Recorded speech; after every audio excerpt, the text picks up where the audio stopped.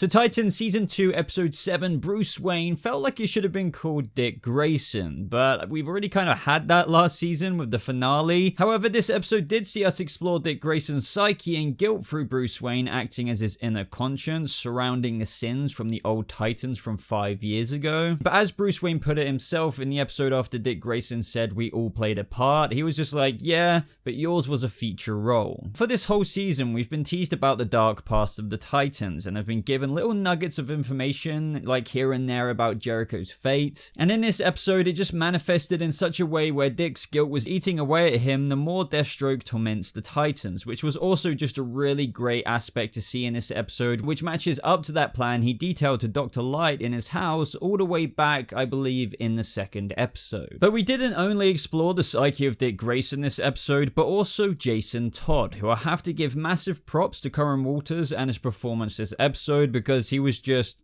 fantastic, and we'll get to that towards the end. But as usual, guys, before we get onto the details of all of that and the details of Superboy's recovery this episode, because this episode did some things with that which I really didn't expect, and just remember to click that like button if you're enjoying the Titans videos, as it really does show your support for the channel. And also, if you want to stay up to date with every last video I do on Titans, make sure you subscribe and click that little bell button so you never miss out on a single video. So the first thing that I want to tackle in this episode is the Superboy stuff. So in the last episode, we know that Mercy Graves shot him with kryptonite bullets, and this really didn't look good for a number of reasons, which they addressed. Now, whether that was the kryptonite poisoning that was causing Connor to look like he was going to die. I mean, they couldn't even counteract that with the IV drip because Starfire tried that, but due to Connor being half Kryptonian, you had that kind of classical Superman moment where it bent the metal whenever they tried to put it in his arm. Now, I was initially a little bit disappointed when Dick didn't call Bruce Wayne. It would have been really cool to have a quick scene of Dick doing exactly what Dawn pointed out and how Bruce catalogs all these things so he might know who he is. This could have been their opportunity to bring in a lot more direct Superman and Clark Kent references than what we did get in the episode, which would have just been awesome to expand it a little bit further. I mean, not to say that maybe that stuff isn't coming, but you know what I mean. Then again, you could just argue that Dick Grayson didn't end up calling Bruce just because of Bruce was the avatar of his mind this episode, which he's been trying to avoid and suppress due to the dark memories Bruce is reminding him about. But I think they did make up for it when we had that scene where Connor woke up amidst the kryptonite fever, grabbing Corey and speaking Kryptonian to her, with her even replying, and I just really appreciated this. Corey also stated, which I think could have been an over-exaggeration, but this I think will also be debatable amongst the Superman fans due to the different iterations of Superman, but she said that Superman can lift skyscrapers, which I think is fair enough, but also fly the speed of light. Now, I loved Starfire scenes with Connor in this episode, and I just want to see more of them together, because even though we got a lot of Connor in this episode, so to speak, I guess, we didn't actually see him interact with a whole bunch of people, but that will obviously be coming very soon. But I think we need to talk about Eve. Now, if you watched my review for last week, I said I really liked her and I wanted to see her again, but I didn't expect to see her this soon. This episode saw her escaping Cadmus Labs after Mercy Graves told her that Lex Luthor considers Connor another write-off, and she also assumed that Connor is either dead or just will be soon enough due to the bullets, which was, a safe assumption because she obviously didn't know about Starfire, and as a result, Lex is wanting to move on with Subject 14. I also love that line from Mercy Graves to Eve because even coming from her, she knows how diabolical Lex is through saying, have you not considered that this could all be for the best? I mean, think about it, a thing made from even a little bit of Lex Luthor's DNA, that's super. Have you met our boss? There's no good ending to that story. The world's better off without it. And I don't know, I just love moments like this that just kind of color in the shadowy background of the larger comic book characters in the show that we can't necessarily see for now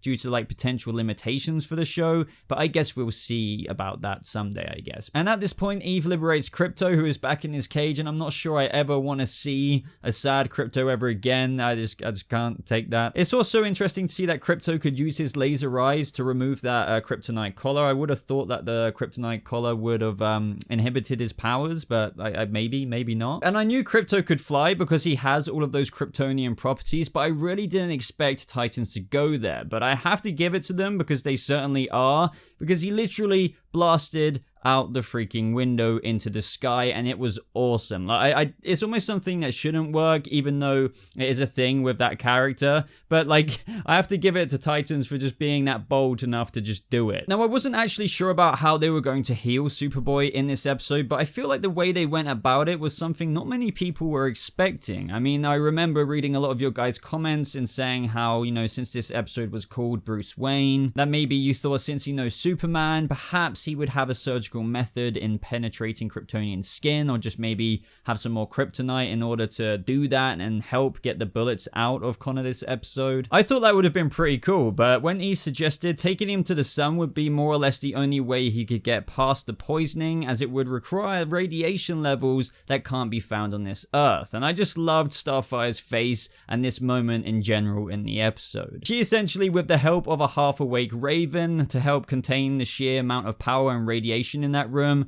gave Connor a power hug, Starfire style. And so the radiation saturated Connor's cells and healed him, just like we've kind of seen happen many times with Superman. As we know, the sun, Kryptonians, is only a good thing. And that scene with Eve and Connor calling her his mother just really kind of hit me in the feels as well, just because of how much I really like the chemistry between these two characters. I think it's just going to be fascinating to see what happens now in terms of the broader context behind Connor's storyline, since Mercy Graves and more importantly Lex Luthor isn't currently aware that Subject 13 is alive and kicking, but I'm sure that's soon going to change at some point throughout the next few episodes. As for Dick Grayson this episode, this guilt from the secret is something he's been hiding for years, but likely been able to keep it under wraps because of it not staring him in the face for the past few years. But now with Deathstroke back after learning that the Titans have reassembled, his dark past with how he used Deathstroke's family, specifically Jericho, to get at him is really messing him up because, yeah, Deathstroke's back and it's just more prominent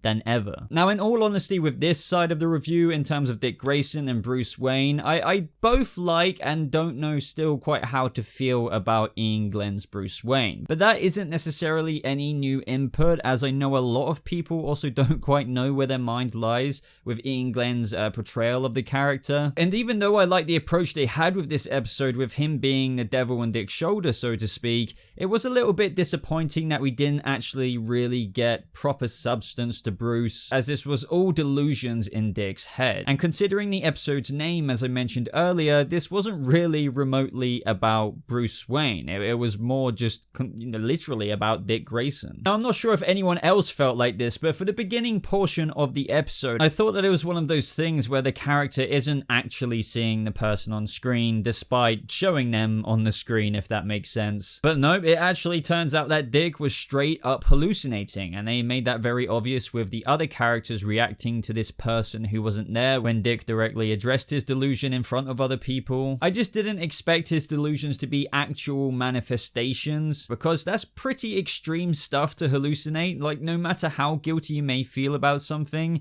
and it kind of threw me off a bit, because that's a literal psychosis level thing to have, that you can't really just make disappear within an episode, even though I do get what they were going for through this. But regardless though, what I did like about it is that it did give us a good look into the current mind state of what Dick Grayson is feeling, because anything Bruce said was in actuality Grayson's mind, whether that was from the very beginning conversation of how he was supposed to protect these kids, and that's why Jason got sent to him, acknowledging that he lied, ostracized and humiliated him, and just more savage self-critical digs at himself that ultimately, in retrospect, is an important step in Dick Grayson's journey into becoming Nightwing this season. Either way as well, I definitely did enjoy moments of this along Dick Grayson's impulsive journey to find Deathstroke without any real plan, and how Bruce was just mocking him more or less at every corner along the way. My favorite highlights from Ian Glenn's Bruce Wayne this episode, and it was some pretty random stuff, was like when he did that Alfred impression, or just the teasers of using no guns, as we know Bruce doesn't like to operate that way as Batman, or in that moment where Dick couldn't get answers out of that guy, so he used violence in the bar, and Bruce was just like, now you're cooking, baby, because as we know about Batman, he isn't exactly the most patient, and he's quite ruthless when it comes to getting info from criminals and stuff, so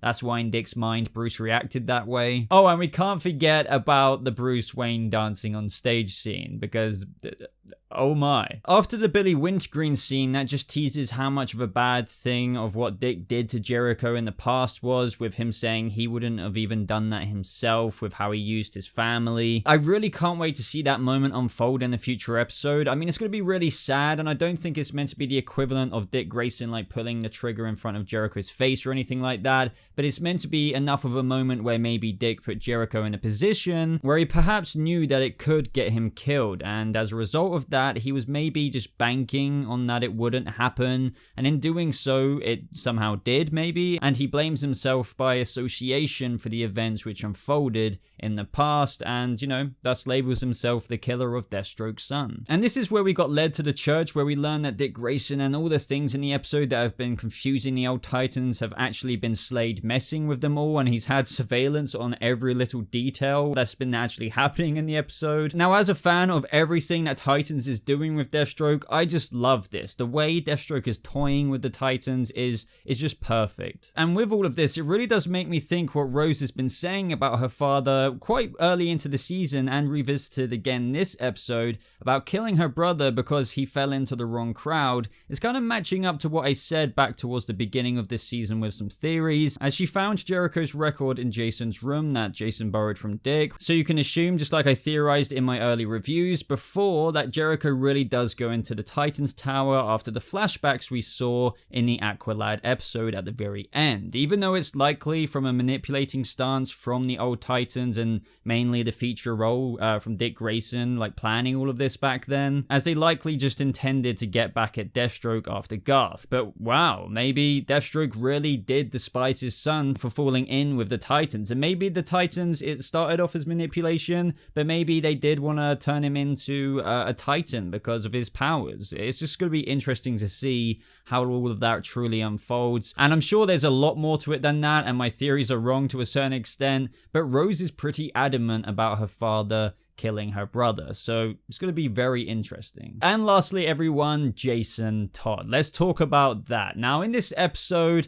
he was just great, and the acting chops from Curran were certainly up there. I mean, sure, Jason has been an annoying brat at times, and has also made some reckless and impulsive decisions, but we all know that he only had good intentions, and he has, as Bruce Wayne, or should I say, as Dick said to himself in the episode, has felt humiliated, lied to. On top of all of this as well, Jason has had a bit of a messy past within itself that has just kind of led to him feeling the way he does in this episode, which was a bit of a curse to people wherever he goes, as Bruce Wayne and Dick Grayson aren't the first people who have tried to help him. Now, as a result of all of this stigma, the Titans, starting with Raven, blame him for all of the mind-messing games that Deathstroke has been doing throughout the episode, and all of this just adds to the feelings of the lack of self-worth that Jason has for himself, on top of this episode just exploring his near death after falling a couple of episodes back. It was just quite nasty to see how all the Titans, and even the old Titans, naturally assumed that this was Jason as well. But we can't forget that the Titans TV show is, you know, still all about just kind of like Doom Patrol, who does it in a much more wackier kind of way, but Titans still resembles a dysfunctional family too, and exploring their lives as these heroes, and how they all have their unique problems and issues they bring to the table. And that moment you see the tears flood Jason's eyes, calling them all insane, and that he even rather be with Deathstroke was just a very powerful and sad scene to watch. And this is what I mean by Curran Walters is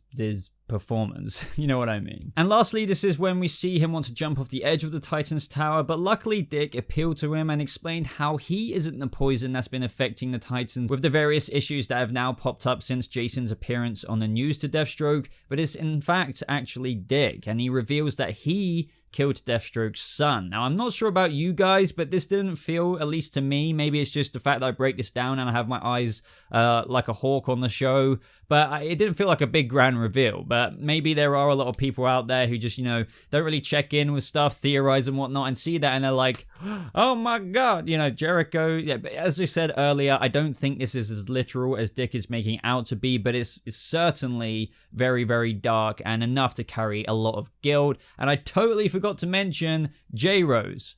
which I'm sure a lot of people are gonna get now ship. J-Rose, yeah, Jason Todd, J-Rose, yeah. It just feels weird saying J-Rose. I feel like I'm getting a bit cringy now. But you know what I mean, we saw Rose with Jason. They kind of had a little bit of flirtatious moments in this episode and even kissed and stuff, so it's gonna be intriguing to see how you guys felt about that. I honestly don't mind it. It's nice to even see Rose kind of get along with someone, respect them, and kind of like them because she's a bit mean to everyone else, and you could kind of see like how Jason almost needed that as well because of how lonely he's been feeling, and you know how he has this opinion, and it's true as well how all the new Titans, old Titans kind of look at him like, hey, you're just an annoying waste of space almost. But now I think things are going to kind of change and maybe get a lot better for him, but it's just going to be even sadder when things just get better for him and the Red Hood storyline starts to kick in, which I'm not saying will happen this season, but eventually, you know, it's gonna happen. But everyone, that is Titans Season 2, Episode 7, Bruce Wayne. As I said, I still feel like it's a weird title to call it that. I mean, I know he was very in the episode, but it was in Dick Grayson's psyche.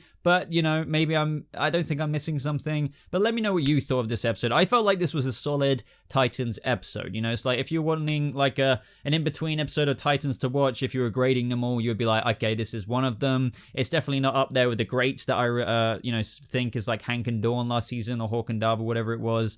And then, you know, Aqualad this season and stuff like that. But it's definitely a very good episode that holds some very, very, very cool scenes. Say what you will about Bruce Wayne, but, you know, I'm still intrigued. But definitely let me know your thoughts on Ian Glenn down in the comments below. I'm sure some of you laughed your asses off with that dancing scene in that kind of club. As usual, guys, especially if you made it this far, if you're still watching right now, remember to click that like button.